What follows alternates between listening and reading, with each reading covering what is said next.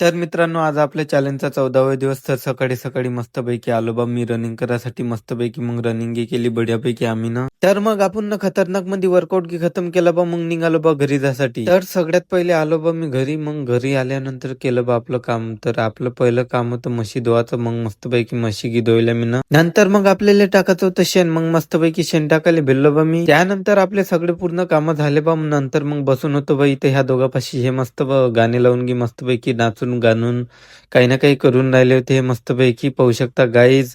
नंतर मग आपल्याला आणायचं होतं बा कुटार, कारण की आपण कुटार आणायचं होतं. मग मस्तपैकी हे पाहून घे, हे का करून राहिलं चहा पित्तर, हे असंच करून राहिलं होतं पाहून घ्या.